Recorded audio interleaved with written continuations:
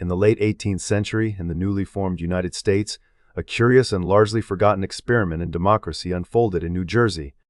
Between 1776 and 1807, evidence from poll lists confirms that women, at least some property-owning women, voted in meaningful numbers. These early female voters left a faint but significant mark, serving as a prelude to the much broader suffrage movement that would ignite decades later. Yet by 1807, this window closed when New Jersey's legislature restricted voting to white men. For the next several decades, the idea of women at the ballot box faded into obscurity, overshadowed by the prevailing belief that a woman's proper place was firmly within the home, far from the rough and tumble of politics. Despite this retreat, the seeds of change quietly began to germinate. The early 19th century in America was an era of reform and upheaval. The Second Great Awakening swept across the nation, encouraging individuals to seek salvation not only for themselves, but for their society. The air was thick with moral fervor, and women found themselves drawn into reform movements that promised a better, more just world. Abolitionism, temperance, and prison reform appealed to their sense of justice and moral duty. While women's public roles remained sharply limited, confined largely to domestic responsibilities, with little access to education, property, or public life. These movements offered a rare space for women to organize, speak, and lead. Yet even as they raised their voices to demand freedom and dignity for others, women reformers encountered the unyielding boundaries of their own status. In 1840, two American women, Lucretia Mott and Elizabeth Cady Stanton, traveled to London to attend the World Anti-Slavery Convention, only to be denied full participation because of their sex. Forced to sit in a segregated gallery, barred from speaking or voting, they experienced an indignity that left a deep impression. It was a moment of awakening, a stark reminder that the struggle for justice would have to include their own rights. Returning home, Mott and Stanton began to envision a new kind of movement, one focused not only on the abolition of slavery or the temperance of society, but on the fundamental rights of women themselves. Their collaboration and the networks they built with other reform-minded women would prove pivotal. The idea of a women's rights convention was born in the parlor of Jane Hunt during a July 1848 tea party in Seneca Falls, New York. There, Stanton, Mott, Martha Wright, Mary Ann McClintock, and Hunt herself laid plans for a gathering that would soon reverberate across the nation. The Seneca Falls Convention, held over 2 days in July 1848, was the first of its kind in the United States. Conceived and directed by Stanton and Mott, both brought not only experience from their reform work, but also a deep belief in the inherent equality of all people. The intellectual roots of the convention drew from the ideals of American republicanism, concepts of liberty and self-governance, filtered through egalitarian Christian values and sharpened by the ongoing fight for the abolition of slavery. The climate of reform, the inspiration of global revolutions, and the conviction that American democracy should be made more just and inclusive all converged in that small upstate town. The convention itself attracted nearly 300 people, both women and men, a remarkable turnout in a society that still frowned upon women speaking publicly about politics. Among the attendees were figures who had become synonymous with the movement: Elizabeth Cady Stanton, Lucretia Mott, Martha Wright, Mary Ann McClintock, and Frederick Douglass, the famed African-American abolitionist. The risks for those present were real. To publicly demand women's rights was to risk ridicule, ostracism, even loss of livelihood. Yet the sense of urgency and purpose overcame hesitation. At the heart of the convention was a document that would become foundational: the Declaration of Sentiments. Drafted primarily by Stanton, it borrowed the structure and language of the Declaration of Independence, echoing its call for justice and equality. "We hold these truths to be self-evident, that all men and women are created equal," it proclaimed. This was a deliberate and radical act, asserting that the principles at the heart of American democracy applied as much to women as to men. The Declaration listed a series of grievances, cataloging the ways in which women had been denied their rights: exclusion from the vote, lack of property rights, subordination in marriage, limited educational opportunities, and the absence of legal status or voice. The most controversial resolution, and the one that would define the movement for generations, was the demand for women's suffrage, the right to vote. Even among reformers, this was a bold step. Some attendees hesitated, fearing that such a call would be dismissed as too extreme. Yet Frederick Douglass, whose presence at the convention signaled the deep alliance between abolitionism and women's rights, spoke passionately in favor of the resolution. With his support and the determined advocacy of Stanton, the suffrage resolution passed, though not without dissent. The Declaration of Sentiments and its resolutions were signed by 68 women and 32 men. By putting their names to the document, these signers knowingly exposed themselves to public scorn and risked personal and professional repercussions. Their courage marked the beginning of an organized movement, one that would steadily gain momentum in the years to follow. The Seneca Falls Convention did not emerge in a vacuum. Its intellectual wellspring included not only American ideals, but also international influences. The Enlightenment had seeded the world with ideas about natural rights and the equality of all people. Abolitionists in the United States and abroad offered models of organized resistance to injustice. The example of revolutions in Europe and elsewhere showed that entrenched norms could be challenged, even overturned. These currents mingled with the energies unleashed by the Second Great Awakening and the reform movements of the early 19th century, creating a climate in which the idea of women's rights could take root. For many of the women who gathered at Seneca Falls, activism was not new. They had honed their organizational skills and public voices in the service of abolition, temperance, and other causes. Yet the struggle for women's rights required them to confront not only external barriers, but also deeply internalized beliefs about gender and hierarchy. 19th century American society prescribed rigid gender roles, men as breadwinners and decision-makers, women as moral guardians of the home. Legal doctrine reflected these norms. Married women, for example, had little to no control over property, could not easily pursue education or professional work, and were largely subject to their husband's authority. For Elizabeth Cady Stanton, the issue of property rights was deeply personal. She would go on to advocate for laws such as the Married Women's Property Law of 1860, which offered women some measure of economic independence. In the immediate aftermath of Seneca Falls, the movement began to coalesce. News of the convention and its radical demands spread quickly, inspiring similar gatherings. The first national women's rights conventions were organized, bringing together activists from across the country. The alliances with abolitionists remained strong, with many early suffragists also deeply involved in the fight against slavery. Yet the path forward was anything but straightforward. The women's rights movement would face repeated setbacks and internal divisions as activists struggled to balance the demands of various reforms and to navigate the changing social and political landscape. In these early years, the movement's demands extended beyond suffrage. Economic rights, legal equality, access to education, and reform of marriage and divorce laws all figured prominently. Activists understood that the right to vote was deeply connected to women's broader status in society. Without a voice in the political process, women would remain subject to laws and customs made without their input. Yet it was the demand for suffrage, first articulated at Seneca Falls, that would become the rallying cry for generations of activists. The significance of the Seneca Falls Convention cannot be overstated. It marked the public emergence of a movement that would, over the next 70 years, fundamentally reshape American society. The Declaration of Sentiments provided a blueprint for action and a vision of equality that resonated far beyond the gathering itself. The courage of its signers, the clarity of its demands, and the alliances it fostered set the stage for the long and often arduous struggle that lay ahead. Among the movement's earliest leaders, Elizabeth Cady Stanton stands as a towering figure. Her role in co-founding the Seneca Falls Convention, drafting the Declaration of Sentiments, and shaping the movement's agenda was central. Alongside her were Lucretia Mott, Martha Wright, Mary Ann McClintock, and others whose names are less well known, but whose contributions were vital. Frederick Douglass's support highlighted the interconnectedness of struggles for justice in 19th century America. Together, these individuals exemplified the spirit of reform, resilience, and hope that fueled the first calls for women's equality. The years following Seneca Falls saw a steady expansion of the movement. Conventions, petitions, and speeches multiplied as activists pressed their case in towns and cities across the country. The early focus on economic and legal rights gradually gave way to an emphasis on suffrage, as it became clear that without political power, other reforms would be difficult to achieve. The movement adopted a state-by-state strategy, seeking changes in local laws and building support at the grassroots level. Yet the struggle was long and progress often slow. Looking back, the origins of the women's suffrage movement in America reveal a tapestry woven from many threads. The memory of early enfranchisement in New Jersey, the energy of religious revival and reform, the influence of abolitionism, and the courage of women and men who refused to accept the limits placed upon them.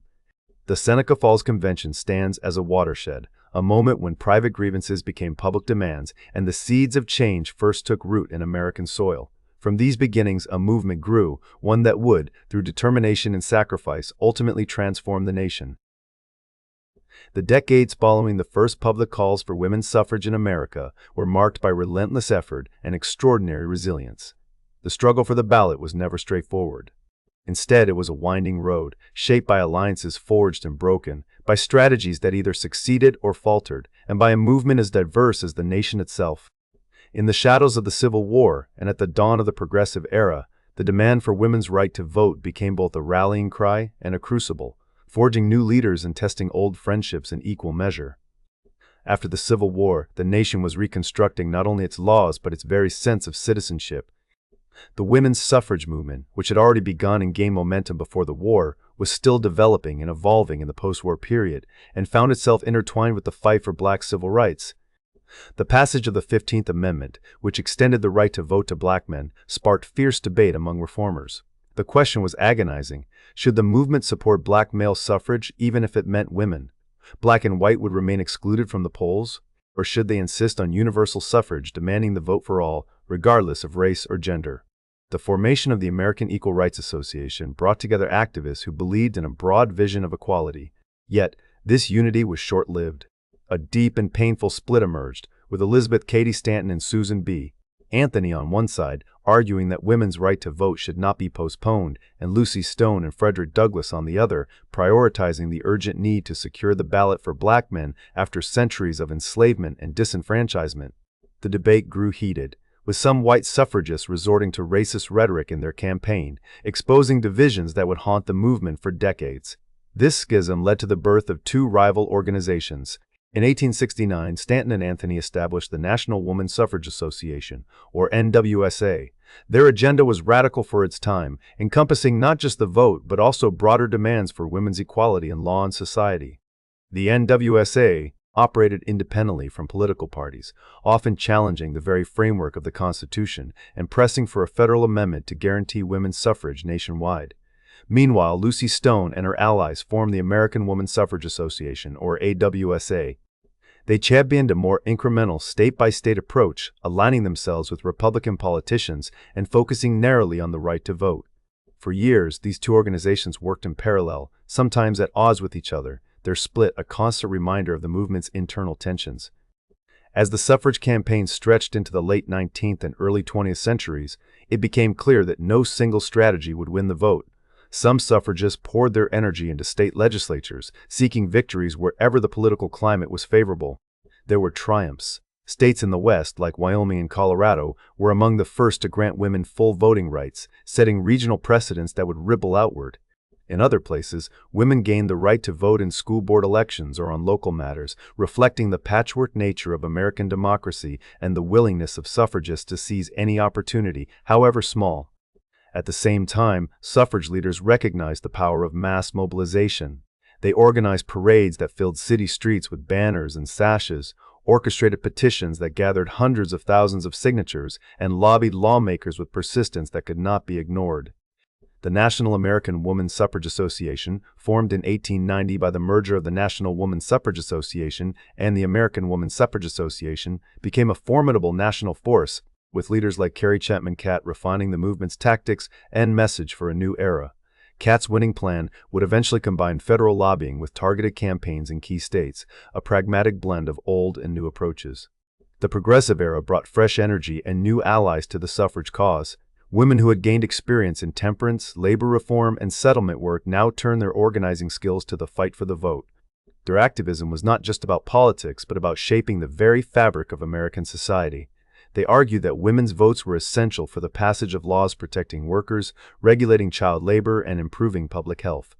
In their view, women's suffrage was not just a right, but a public good. This message resonated with many, but it also encountered fierce opposition. Critics warned that women's participation in politics would upend traditional gender roles and threaten the stability of the family. In some regions, particularly the South, opposition was rooted in fears that women's suffrage might undermine white supremacy or disrupt local power structures. The suffrage movement was never monolithic. It was a patchwork of organizations, personalities, and philosophies. Some leaders were household names: Susan B. Anthony's stern resolve, Elizabeth Cady Stanton's thunderous oratory, Carrie Chapman Catt's strategic brilliance, and Alice Paul's unyielding militancy. Others, like Mary Church Terrell, Sojourner Truth, and Ida B.B. Wells, brought the dual perspective of fighting both racism and sexism, often facing exclusion from mainstream suffrage circles even as they led their own campaigns for justice. Asian American leaders like Mabel Pinghua Lee also played a role, mobilizing immigrant communities and speaking out for equality. The movement's diversity was both its strength and its challenge. Women from all walks of life, rich and poor, black and white, native-born and immigrant, joined the cause, each bringing their own experiences and priorities. Yet, unity was often elusive. Some suffragists, particularly in the South, sought to appease white supremacist lawmakers by distancing themselves from black women, or even by arguing that granting white women the vote would help preserve racial hierarchies. Racial and class tensions simmered beneath the surface, sometimes erupting into open conflict and often shaping the strategies and rhetoric of the movement in ways that are still debated by historians today. The experience of black women was especially fraught. Figures like Ida B.B. Wells and Frances Ellen Watkins Harper campaigned tirelessly, not only for women's suffrage, but also for the rights of black Americans more broadly. They faced opposition from both white women and men, and their activism was often met with hostility or indifference from mainstream suffrage organizations.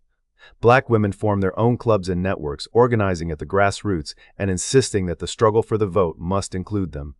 Their battle was twofold, fighting racism within the suffrage movement and sexism within the broader context of American life. Even after the passage of the 19th Amendment, many black women and men would continue to be denied the vote in the South, a reality not fully confronted until the Voting Rights Act of 1965. As the movement entered the 20th century, new tactics emerged. The National Woman's Party, led by Alice Paul and Lucy Burns, adopted a more confrontational approach, drawing inspiration from British suffragettes. Their methods included lobbying, organizing massive parades, and staging dramatic acts of civil disobedience, such as picketing the White House and enduring arrest and imprisonment. These actions drew national attention and often provoked backlash, but they also forced the issue of women's suffrage into the headlines and onto the national political agenda. Their banners and visual campaigns made the abstract demand for the vote concrete and urgent, using images and slogans to shape public opinion. The movement's progress was mapped in more ways than one. Suffragists and their allies created infographics and maps to show where women could vote and where they could not, making visible the uneven landscape of reform. These visual tools helped build momentum, showing that change was possible and that each new victory paved the way for others. The struggle for the ballot was not just a battle of speeches and petitions, but a contest for hearts and minds, waged in newspapers, on posters, and in the streets. Throughout these years, opposition to suffrage remained powerful. Anti-suffragists, both male and female, argued that women's participation in politics would destroy the natural order and lead to social chaos. Newspapers ran editorials mocking suffragists as unnatural or unfeminine, and opponents organized their own campaigns to block state and federal reforms. In some states, women won the right to vote in local or municipal elections before gaining full suffrage, illustrating the incremental and regional nature of the struggle. The fight for the ballot was never just about a single amendment or a single election. It was a long campaign to change the way Americans thought about gender, citizenship, and democracy itself. The suffrage movement's legacy was shaped not only by its leaders, but by the thousands of ordinary women who marched, wrote letters, hosted meetings, and stood up in their communities. Grassroots organizers played a vital role, building local support and keeping the movement alive during times of setback and disappointment. The story of women's suffrage is not just the story of a few famous names, but of a vast and diverse coalition, united by the belief that democracy must include everyone. By the time the 19th Amendment passed, the movement had spent more than 70 years in struggle and solidarity. Its leaders had learned that progress was rarely linear, that alliances could be both empowering and fragile, and that the work of democracy is never truly finished. The suffrage movement left an indelible mark on American society, not only by expanding the right to vote, but by transforming the very meaning of citizenship and participation. Its victories were hard-won, its setbacks sobering, but its ultimate message was clear: change comes from those who refuse to let the road be closed. And in their footsteps, generations would follow, carrying forward the fight for equality in new forms and new arenas. August 18, 1920, began as another humid summer day, but in the corridors of power, something extraordinary was unfolding. After decades of relentless activism, countless petitions, parades, and moments of frustration and hope, the 19th Amendment was finally ratified. Its text was simple, almost spare. The right of citizens of the United States to vote shall not be denied or abridged by the United States or by any state on account of sex. These plain words marked the largest expansion of voting rights in American history. In that moment, the legal barriers to women voting, at least on paper, fell away across the nation. The suffragists' long quest had reached its dramatic climax. Yet the triumph of the 19th Amendment was not a single, isolated event. It was the culmination of 70 years of organizing, persistence, and evolution, an immense collective effort fueled by the energy of generations. The final battle had been hard fought, with suffragists employing a range of strategies to win over lawmakers and the public. Some lobbied quietly behind the scenes, while others staged bold demonstrations and even risked arrest. The campaign drew strength from both unity and diversity, as advocates from all walks of life contributed their voices and talents. When Tennessee became the decisive 36th state to ratify the amendment, securing the required majority, celebrations erupted. Bells rang out, and suffrage leaders sent telegrams across the country to share the news. For many, the moment felt like the fulfillment of a promise, a new beginning for American democracy. The immediate impact was profound. With the stroke of a pen, millions of women were added to the nation's voting rolls. Newspapers described the amendment as a turning point, noting that the electorate had grown overnight by nearly half. In the fall elections of 1920, women in cities and towns across America lined up at polling places, many for the very first time.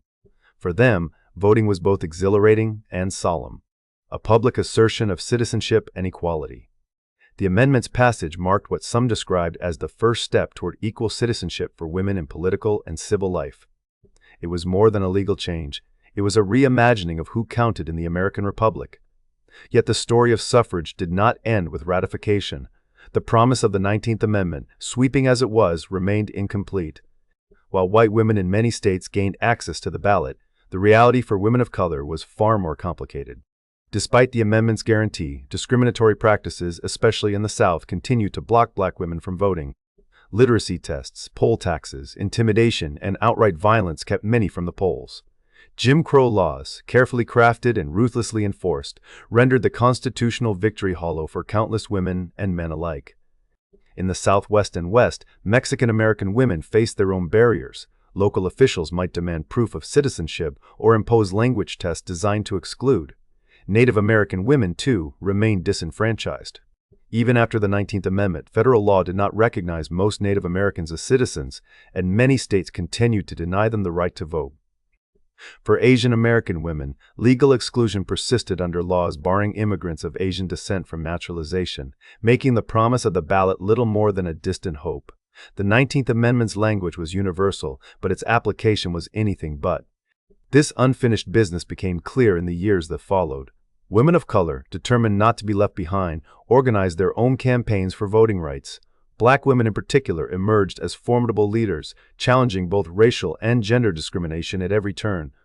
In some communities, they founded voter education clubs, held citizenship classes, and challenged unjust laws in court. Their work was often met with fierce resistance, but the resolve never wavered. For them, the path to voting rights was not a single step but a long and winding road. The legal landscape reflected these realities. In the years after 1920, state governments continued to wield enormous power over who could vote. Some states enacted new barriers, such as white primaries or residency requirements, tailored to exclude unwanted voters. The federal government was slow to intervene, leaving the promise of equal suffrage unfulfilled for many. It would take another 45 years before Congress acted decisively, passing the Voting Rights Act of 1965. That law finally tackled the legal and practical obstacles that had kept millions, especially Black Americans in the South, from exercising their right to vote, a right that, in theory, had been secured by the 15th and 19th Amendments decades earlier. The limitations of the 19th Amendment were not lost on its champions. Susan B. Anthony, whose name is now inseparable from the struggle for women's rights, did not live to see the amendment's passage, yet her legacy loomed large over its victory and aftermath. Anthony and her contemporaries understood that the ballot was both a tool and a symbol. Gaining the vote was never the endpoint. It was the foundation for broader demands: equal pay, access to education, legal equality, and bodily autonomy. The suffrage movement had planted the seeds for future battles, and many suffragists quickly shifted their focus to these ongoing struggles. The amendment's effects rippled outward in American life. In the years after its adoption, women began to claim new spaces in civic and political life.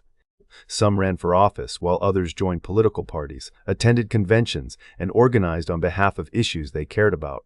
Women's votes influenced debates on public health, education, labor rights, and social welfare. Their voices, newly amplified, changed the tone and substance of American politics.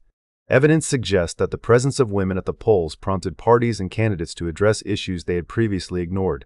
Still, the victories were uneven and old prejudices lingered. Many women encountered skepticism or hostility at the ballot box. Some officials tried to discourage women from voting, questioning their understanding or even their eligibility. Social expectations did not change overnight, and some families and communities discouraged women's political engagement. But the momentum was undeniable. Election after election, women's turnout grew, their political organizations flourished, and their influence became unmistakable. The story of the 19th Amendment, then, is not one of finality but of transformation. It was a turning point, a dramatic widening of the circle of American democracy, but it also exposed the distance still to travel. Women of color, immigrant women, and Native women continued to face obstacles, legal, social, and economic, that required new movements and new strategies. Their experiences underscored the reality that no amendment, however sweeping, could by itself ensure full and equal participation. The struggle for voting rights became a bridge linking the suffrage movement to the civil rights struggles of the mid-20th century.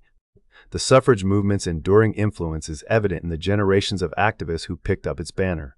The women who organized, marched, and lobbied for the vote inspired later campaigns for equality in the workplace, in education, and under the law. The tactics pioneered by suffragists, from mass mobilization to civil disobedience, became hallmarks of American protest. The language of the suffrage movement echoed in the demands of second-wave feminists, in the calls for reproductive rights, equal pay, and anti-discrimination protections. Every year, Women's Equality Day is observed to commemorate the passage of the 19th Amendment, but it also serves as a reminder of the ongoing struggle. For many, it is a day to reflect on both victories achieved and rights yet to be secured. It marks a profound shift in American society, but one that is still unfolding. The legacy of the suffrage movement is not only seen in laws and amendments, but in the daily acts of civic participation by women of all backgrounds. Each vote cast, each campaign led, is a testament to the movement's unfinished work. Looking back on those who left all to younger hands, as one source reflects, it becomes clear that the journey toward equality has always been a relay, not a sprint. The 19th Amendment was a triumph, but its meaning remains alive in ongoing debates over citizenship, democracy, and justice. The activists who fought for women's right to vote did not simply win a place at the table. They helped redefine what it means to be an American, to belong, to have a voice. Their legacy endures in the ballot, yes, but also in the unceasing effort to make the nation's promise of equality real for all.